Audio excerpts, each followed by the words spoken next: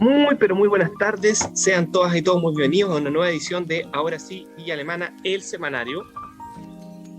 Bueno, esta semana ha sido bastante intensa desde el punto de vista de la asunción, por ejemplo, de nuevas autoridades.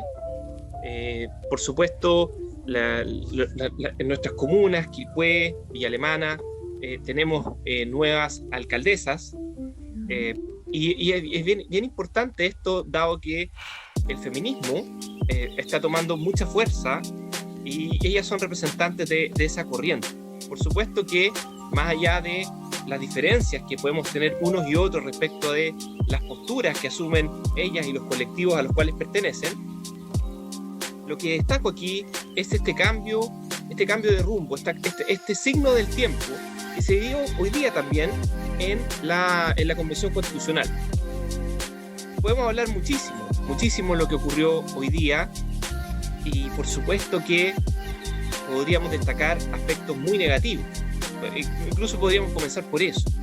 Cuando Carmen Gloria Valladares intentó comenzar en primera instancia por la Convención Constitucional, claro, evidentemente cualquiera que hubiese escuchado el himno patrio y los gritos y esos niños de las orquestas juveniles intentando desarrollar una performance que realzara la actividad, bueno, esos sueños seguramente un poquito frustrados o enteramente, no lo sé, están las cabezas de ellos, probablemente también el solo hecho de estar en un momento histórico los marcó para siempre, de una manera positiva, pero bueno, no eran las condiciones ideales.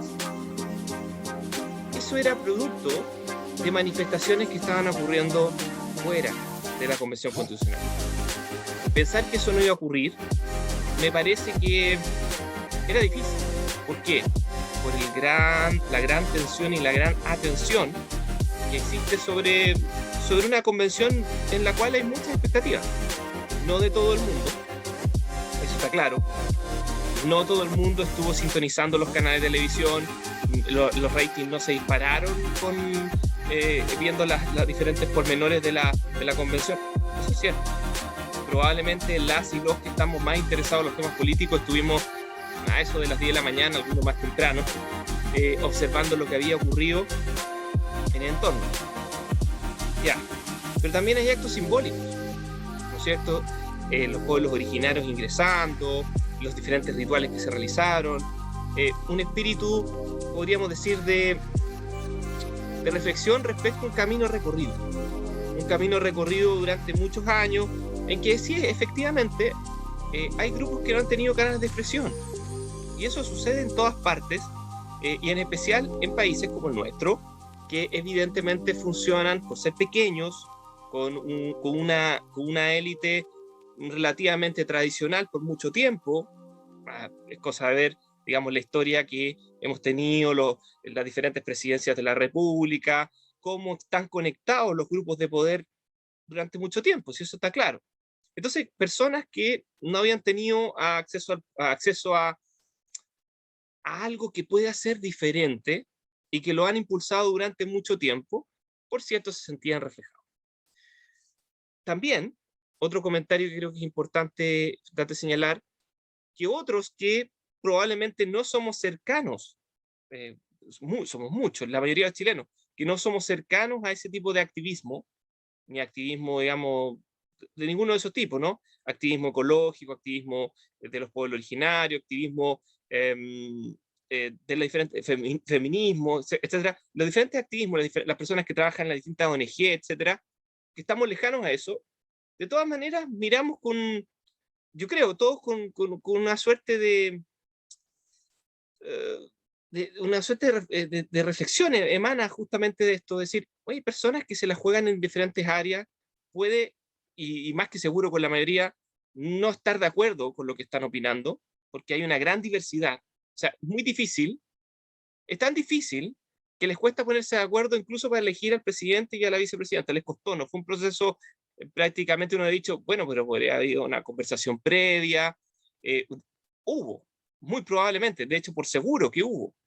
¿Y por qué hasta el final no alcanzaron y tuvieron que llegar a votaciones estrechas y a segundas y terceras votaciones en el caso de la vicepresidencia?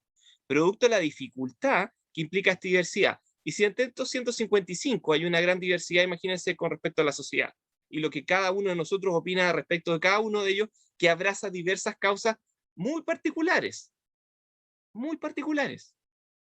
Entonces, eh, ¿cómo podríamos nosotros lisa y llanamente adherir a lo que sucede en general? Es difícil, excepto desde esta perspectiva. Admiración por la dedicación a temas específicos. Por ejemplo, Elisa Lincoln. O sea, evidentemente, Lincolnao, perdón. Es evidente, perdón, Lincoln. Disculpe, de repente pero sí tengo muy clara su biografía. Ella, ella es doctorada, ella tiene estudios, es lingüista, y además se notó, está propugnando, está empujando la idea de que las lenguas originarias tengan un impacto en nuestra vida cotidiana, lo cual sería enriquecer nuestra identidad. Eh, Miren, nosotros sabemos que durante mucho tiempo hemos vivido con una suerte de acuerdos de historia oficial.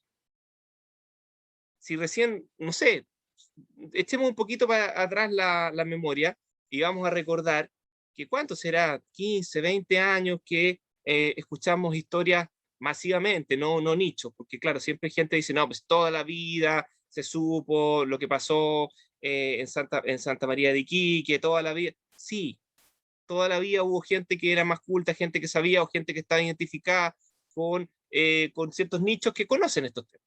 Pero la masa, la gran mayoría de nosotros, no tanto.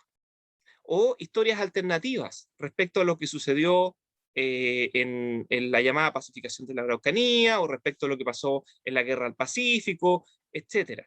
Historias alternativas prácticamente eran cosas de nicho, no eran, no eran discusiones en salas de clase. Y ahora incluso estamos escandalizados por ciertos profesores que dan opiniones que podríamos decir son muy contingentes, pero creo que son los signos de los tiempos. Son los signos de los tiempos respecto a que hay visiones disidentes en todos los ámbitos y que sienten, yo creo que legítimamente, que no han tenido espacio.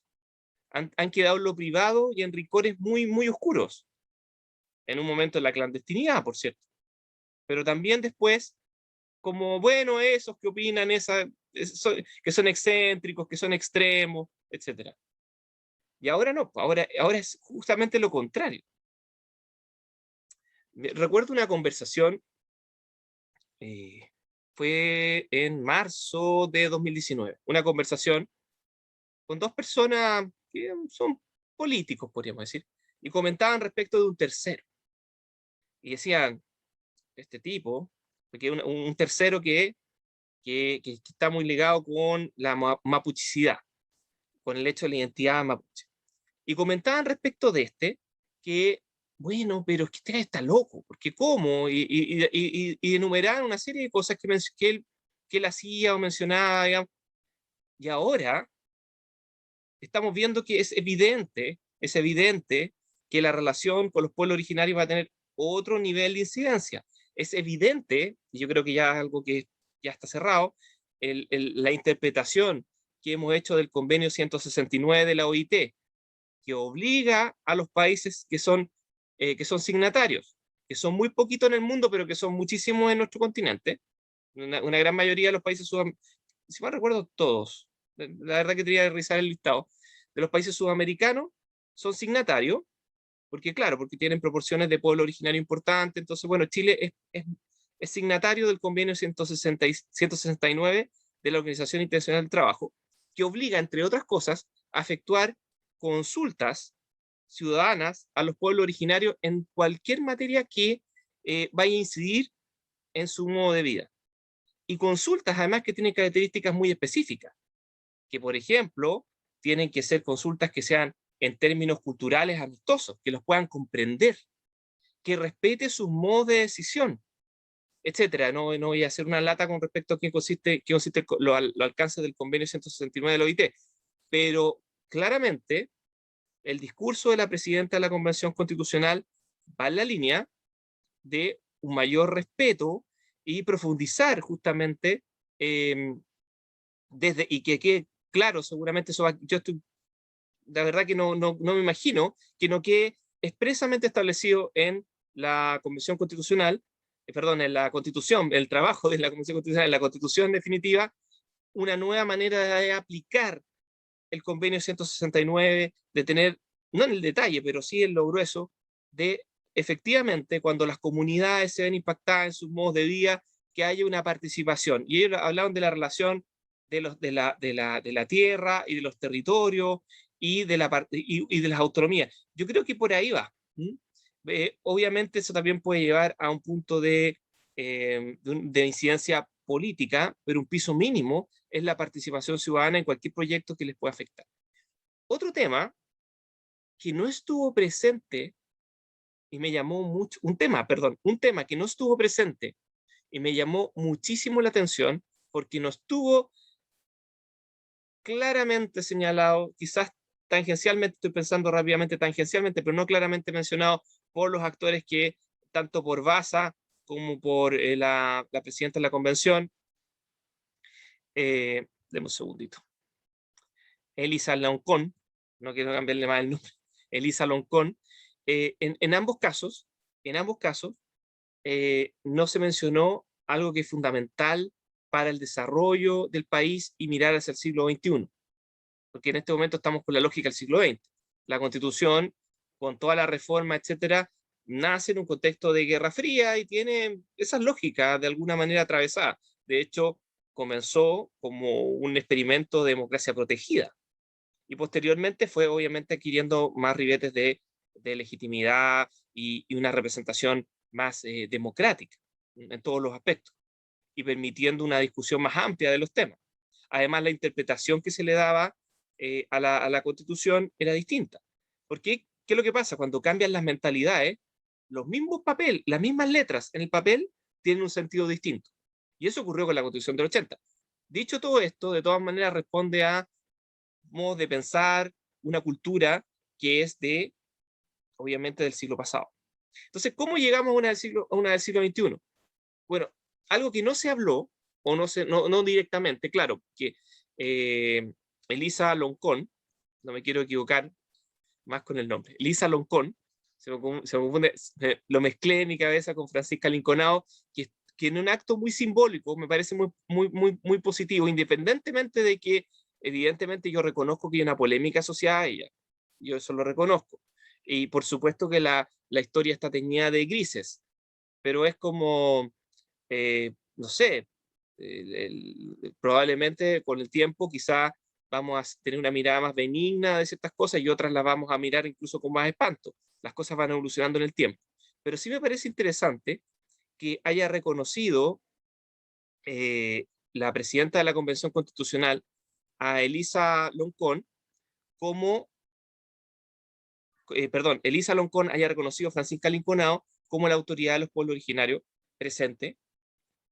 Y creo que es interesante porque plantea justamente ese nuevo trato que tenemos que tener, porque el convenio 169 sí señala que en cada ocasión que haya que efectuar algún, se haya que realizar alguna política pública o alguna inversión en un territorio, algún proyecto que vaya a incidir en la vida de los pueblos originarios en un determinado territorio, deben participar y quienes los van a representar son sus autoridades legítimas.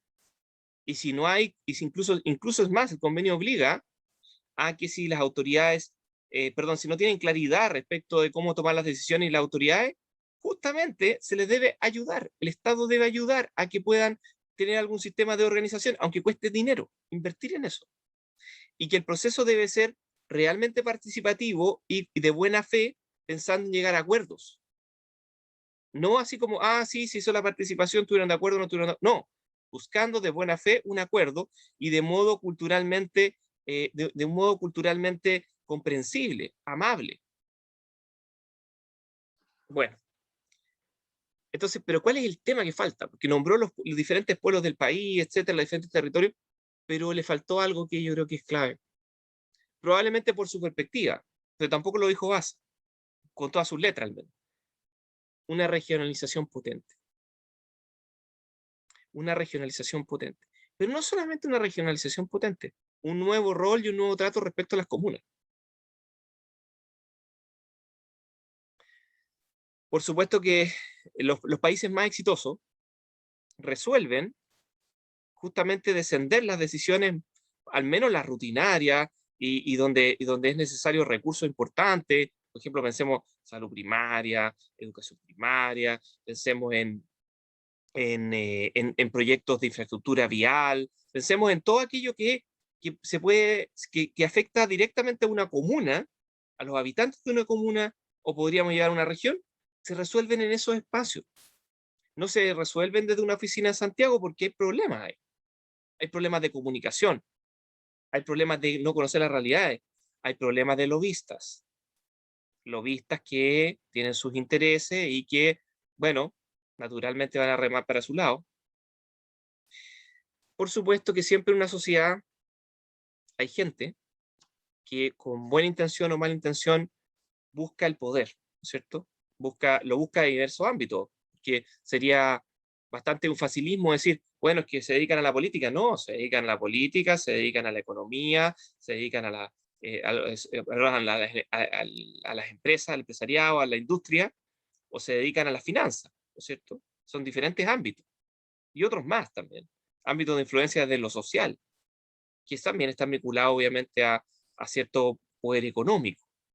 Por supuesto que eso existe en las sociedades, pero la novedad de lo que está ocurriendo en este proceso, con estos 155 convencionales, los que salieron parece que compitieron con hacer las campañas con menos plata. Parece eso, ¿no? Muchos de ellos con campañas muy, muy austeras. Y vemos a personas como René Cortázar, que invirtieron más de 100 millones de pesos y no son convencionales, constituyentes. Y en nuestra región y en mi distrito, personas que gastaron cifras un poquito menores, pero de magnitudes de 80, 90 millones y más, y no sacaron ni el 1% de los votos. Entonces, aquí es lo que voy con esto. Que por supuesto hay un nuevo trato y una nueva legitimidad respecto a las aspiraciones que tenemos nosotros, los ciudadanos de a pie. Las personas que no estamos en cargos de poder. Alguien me podría decir, bueno, pero tú quizás te gustaría participar en eso, pero yo lo miro con distancia. Quizás por eso mismo no he estado en las papeletas. Por eso mismo, quizás. Queriendo buscarlo. ¿Se han dado cuenta cuando de repente lo que le llaman acto fallido? Buscar algo, buscar algo, saber lo que tienes que hacer para conseguirlo, pero no estar dispuesto a hacerlo y finalmente no te resulta. Bueno, dicho ese paréntesis, lo que quiero decir es que las personas que buscamos que nos dejen tranquilos, que nos den el máximo espacio de libertad, que no nos gobiernen de manera despótica, sino que nos representen y además nos dejen participar en amplios espacios, que somos la mayoría de las personas, finalmente, tenemos que tener un espacio de disputa en esa conversación respecto de lo que es el poder para lograr esa autonomía. Eso ya hace muchos, muchos años lo describía un autor realista, que es Nicolás Maquiavelo, que hablaba justamente que el mejor gobierno era la república. ¿Y por qué la república? Porque la república convivían estas dos fuerzas. Las personas que solamente buscan su libertad, su autonomía, que la dejen tranquila, que puedan llegar a su casa a besar a sus hijos, que haya seguridad en su hogar, buscan proteger su patria porque es suya. Y por otro lado están las otras personas que buscan el poder, y bueno, la verdad que se produce una tensión, pero ya. Y consideraba que eso era muy positivo, esa tensión, incluso ese conflicto que siempre va a existir, lo encontraba positivo. ¿Por qué? Porque generaba energía, le daba fuerza, y en relación a otros países que en esa época, otros territorios más bien, otros territorios no estaban conformados propiamente los países como los conocemos al menos, en otros territorios en que había un monarca y obviamente ese monarca miraba por sus intereses, contrataba mercenarios para hacer la guerra, mercenarios que no estaban protegiendo a sus familias y sus vidas, sino que estaban por un negocio, entonces no tenían mayor interés. Bueno, llevémoslo a la época actual. Evidentemente ahora, poco a poco nos vamos a ir acostumbrando, con mayores espacios de participación ciudadana, vamos a sentir que el país es más nuestro. y vamos a trabajar más fuerte y mejor. Estoy convencido de eso. Y por supuesto que es una tarea a cumplir. Ahora, partí con aspectos muy negativos. Ese himno nacional que era, podríamos decir, mancillado, sí, la verdad que es, y sobre todo que la falta de respeto con esos niños que estaban ahí interpretando esa orquesta. Creo que podrían haber esperado que terminara el himno, tranquilamente, para hacer su punto. Pero no, ¿por qué no? Porque la emocionalidad del momento brotó. Tal como debe haber brotado, por seguro, la emocionalidad del momento en aquellos que estaban ahí afuera, en las inmediaciones de las 9 manzanas del poder tradicionales, todo termina en Santiago. Todo termina en Santiago. Bueno, la regionalización no se mencionó, como les decía. Bueno, ¿qué otros aspectos yo destacaría respecto a esta reflexión de lo que ha ocurrido? Porque todavía no hablo tanto de lo que viene, pero de lo que ha ocurrido. Lo otro que destacaría es que la formación profesional de las personas que se eligieron es llamativa y es alentadora. No estaremos de acuerdo con las ideas de Elisa Loncón en algunos aspectos, en muchos, pero no vamos a desconocer de que tiene una larga formación y una larga experiencia dialogando con profesionales en diferentes ámbitos y ámbitos académicos que suelen ser más exigentes respecto a características formales. Y eso es interesante, importante, va a ser un aporte para el diálogo en la convención. Y lo va a dirigir. Qué mejor aportar con calidad dirigiendo. Y por otro lado, Jaime Baza, independientemente de las ideas que podamos disentir respecto de no estar de acuerdo con sus ideas, la idea que cada uno de nosotros tengamos puede ser diametralmente distinta, pero no vamos a desconocer que una persona formada y más especialista en derecho constitucional. Ahora, ¿qué otros aspectos podríamos decir negativos respecto a lo que ocurrió posteriormente, luego de la elección, la conformación que dijimos que fue dificultosa, que demostró que no había gran cohesión en los grupos, que supuestamente había más afinidad? ¿Qué otra dificultad podemos ver? Es complejo llamar a, a la convención a dialogar sobre aspectos que no están dentro de sus competencias. Me podría decir, oye, pero eso es un tema legal, que o constitucional, que la verdad que a la sociedad no le importa, pero las formas importan. ¿Por qué importan? Porque resulta que si ellos se salen de su casillero, otros también se pueden salir de los suyos. Las jugadas de uno de los actores producen otras. Y lo que no queremos es que todo se mueva a un umbral crítico. No, lo que se busca con esta convención y una nueva constitución, acuérdense el 15 de noviembre, es una nueva constitución y la paz. Y la paz no se va a alcanzar si se tensiona el ambiente por parte de los principales actores. ¿Cómo se podría distender todo esto? Creo yo, si el escenario no se vuelve un chantaje. ¿Y cómo no se volvería un chantaje? Si hacen su declaración, en que obviamente va a contar con el apoyo de más de 100 convencionales constituyentes, y termina en eso, y la envían, digamos, al Poder Ejecutivo, la envían a la Cámara de Diputados, de Diputadas y Diputados, al Senado, a la Cámara Alta, y también al Poder Judicial puede ser, y donde quieran enviarla. Una declaración contundente explicando sus motivos de por qué opinan que efectivamente las personas que participaron de los actos posteriores al 18 de octubre debiesen ser amnistiados. No está dentro del alcance de sus competencias, pero evidentemente nadie puede impedir que un grupo de personas haga una declaración. La verdad que no. Pero lo que sí, si esto se transformara en un chantaje, o sea, es, si no se avanza en esto, no avanzamos en la creación de una nueva de la creación de un proyecto para una nueva constitución que sea sometido a plebiscito a la ciudadanía, eso sí, eso sería grave. Eso sería un gravísimo chantaje. Y eso sería absolutamente inaceptable. Pero ya se escucharon voces ahí circulando en que no va a ocurrir. ¿Y por qué no va a ocurrir? Porque evidentemente ellos tampoco es que sientan que tienen la adhesión total y absoluta y inconmovible del pueblo, porque ellos saben de que hubo una gran fragmentación, sus votaciones son relativamente bajas, su representación, sí, efectivamente un reflejo de la diversidad social, pero la gente en Chile le da la vuelta a la chaqueta al vecino, al amigo, no le da la vuelta a la chaqueta a un convencional. Es el sentido de decir, bueno, ¿saben qué más? No aprecio lo que están haciendo, no me convence, y después en el plebiscito de salida diga, ¿saben qué más? Rechazo. Bueno, dicho eso, tengo la impresión de que eso no va a ocurrir. Por eso mismo, creo que van a hacer una declaración, van a enviarla a todo el mundo, bombo y platillo, van a seguir trabajando.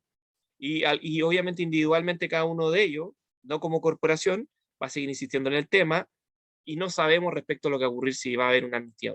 La verdad que eso es muy aventurado decir si va a ocurrir o no, pero eso se va a discutir entre el Poder Ejecutivo y el Legislativo.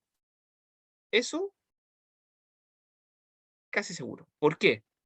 Porque tienen que ponerse de acuerdo en escribir una nueva constitución y que esa nueva constitución esté rodeada de un clima, una aura mágica, que haga que sea aprobada ampliamente y de ese modo también las leyes que puedan venir después de ejecución de esta, los congresos que vienen después, faciliten el trabajo. El objetivo es claro. Incluso es más, si uno logra visualizar que a pesar de los conflictos, a pesar de todo, a pesar de haber hecho el punto político en un momento de mucha crispación, un momento donde había mucha tensión, que desplazó el inicio en 3 horas, el inicio de la ceremonia de aceptación de cargo y bueno, todo lo que siguió después. Pero participaron, incluso en ese contexto.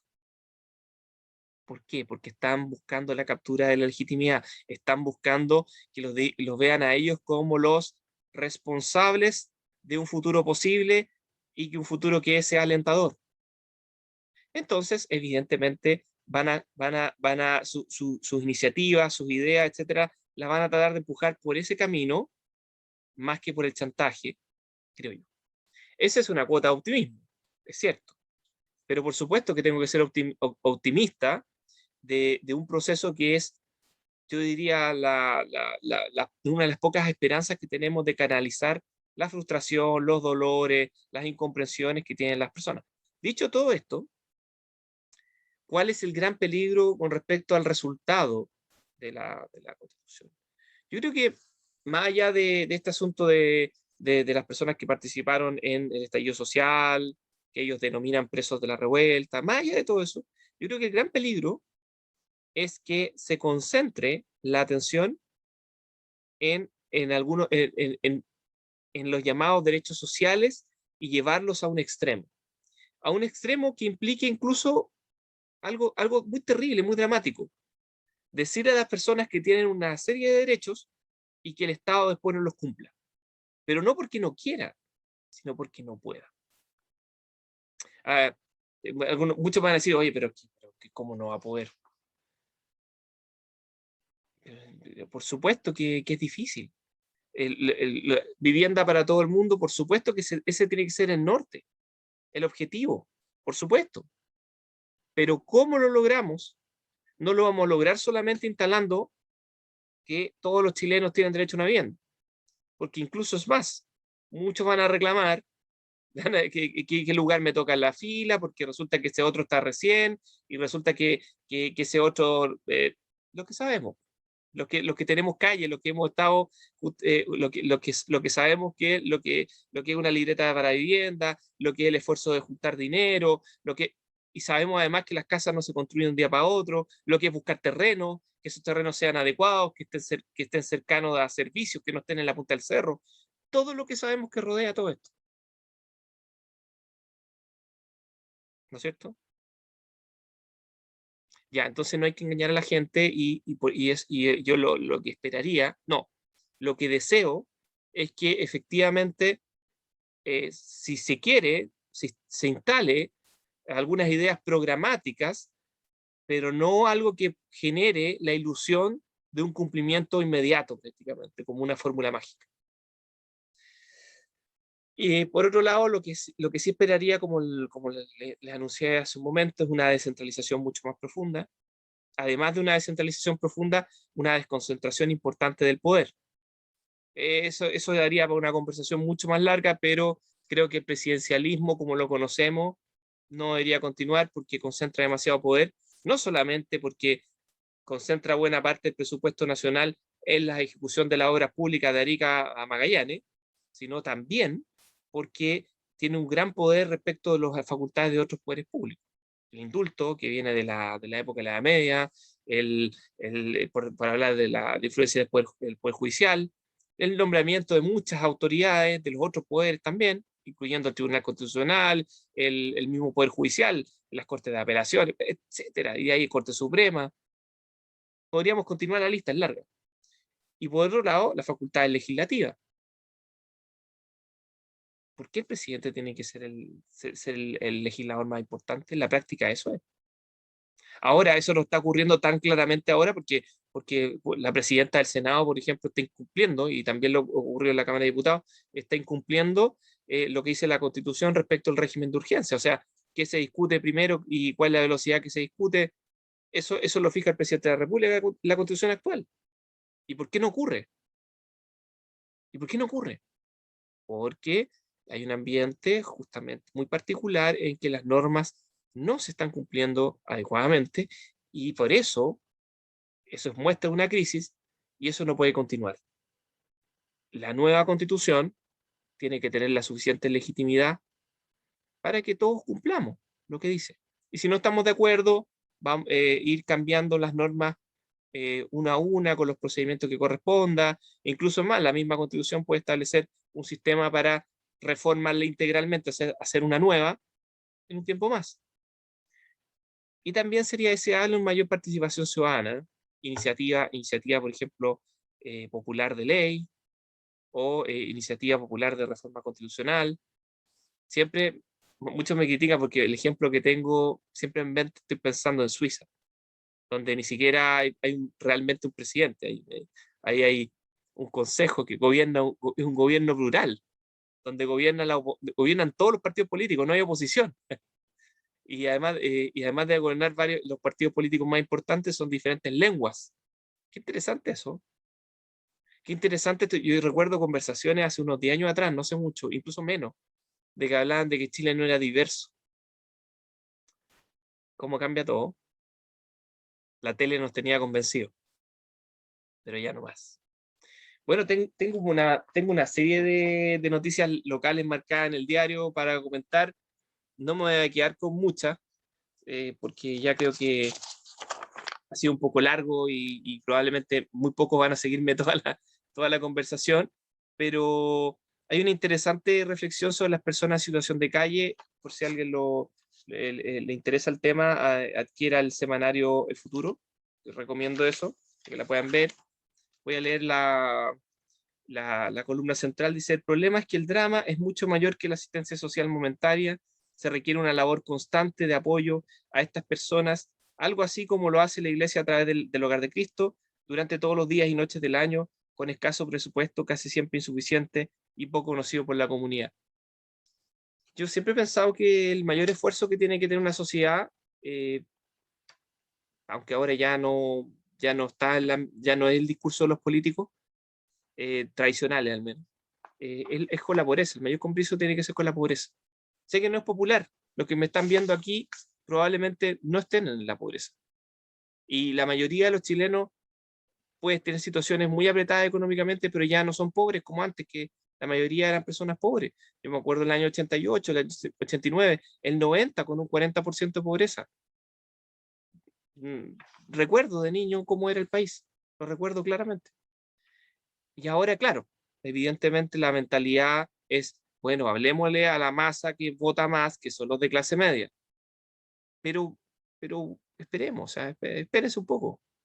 Siempre la preocupación fundamental tiene que ser por aquellos que son más desvalidos, en la mínima ética. Bueno, no me quiero poner como un juez, de repente me doy cuenta de eso. Bueno, también es interesante que se destaca un programa regional de 50.000 árboles para arbolización urbana en nuestra región. Creo que es muy importante eso. Y finalmente, si ustedes quieren ver un poco lo que ocurrió los últimos años en un resumen respecto a la comuna de Villa Alemana, que es la comuna donde vivo, e incluso, aunque casi nadie lo supo, intenté ser su alcalde. Divertido porque le puse harto corazón, pero bueno, por eso mismo también miro con cariño, a pesar de pensar muy distinto a las personas de los grupos de izquierda que han salido electos convencionales y todo, los miro con cierto cariño porque también los veo como pares en ese sentido, sin apoyos de gente poderosa, sin apoyos de un montón de dinero, sin apoyos de redes, etcétera, sino por su trabajo, por su experiencia en los campamentos, por su experiencia con las comunidades, obtuvieron un reconocimiento y un apoyo y sin casi ni uno y con redes sociales, muchas de ellas gratis, muy poca inversión en ello, salieron electos. Yo eso lo miro como un cariño, a pesar de pensar distinto en tantas cosas. Bueno, y si quieren saber qué pasó en la gestión en los últimos años, un resumen de la gestión del alcalde Sabat, bueno, en la página 5 del diario El Observador, de la última edición, viene un resumen de lo que él estimó que eran sus hitos más importantes y bueno, sí, hay cosas muy positivas y por cierto otras que no, y bueno, la comunidad evidentemente apoyó masivamente una postura muy distinta, radicalmente distinta, feminista, y que justamente voy a leerles, ¿no? De hecho les voy a compartir, creo que puedo compartir la pantalla. Bueno, nuestra alcaldesa, Javiera Toledo, manifestó lo siguiente a propósito de Elisa Loncón: que nadie nos diga que es sin llorar. La transformación de nuestro territorio es posible y será con mujeres. Nuestras primeras naciones, plurilengua e intercultural, de la mano con Elisa Loncón liderando la Convención Constitucional, y mis hijas e hijos te vieron y escucharon. Denme un segundo.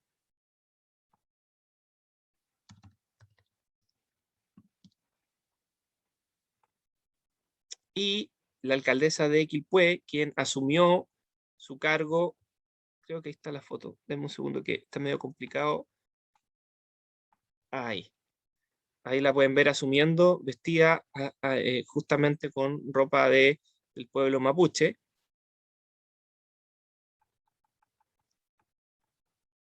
Ella afirmó, bueno, ahí felicita a Jaime Baza, profesor constitucionalista justamente de la Universidad del Paraíso.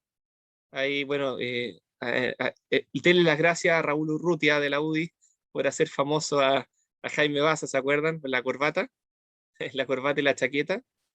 Bueno, en fin.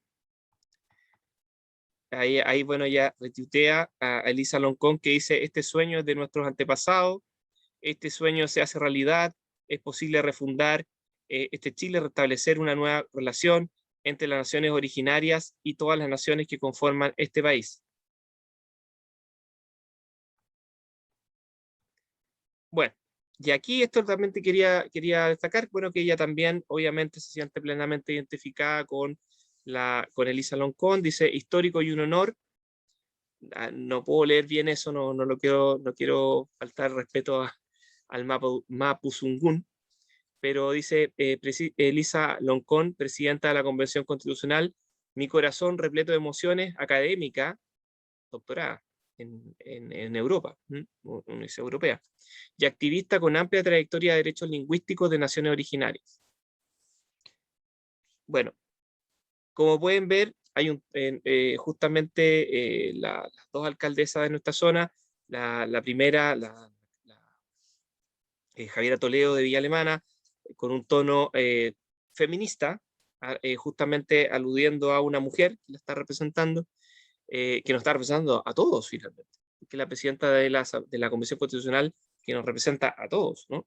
Que va de un modo u otro, esperemos que tenga éxito, porque sería muy terrible que terminara esto un proceso truncado, sería traumático. Y por otro lado, Valeria destacando, la alcaldesa de Quilpué, destacando la etnicidad, la pertenencia a nuestros primeros pueblos. No dije nuestros, perdón, a los primeros pueblos, porque no son nuestros, son personas como usted, como yo, que tienen su propia identidad, ¿no es cierto? Ya, me alargué más de lo que pensaba, espero que no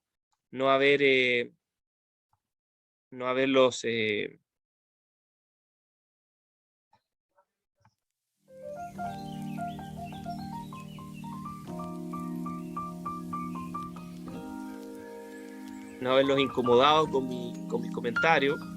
También tuve una reproducción doble de sonido. Todo ha sido de buena fe, de corazón, pensando en Chile y bueno, buscando que finalmente podamos unirnos como país. Si no es fácil, no es fácil. Espero de corazón que lo podamos lograr.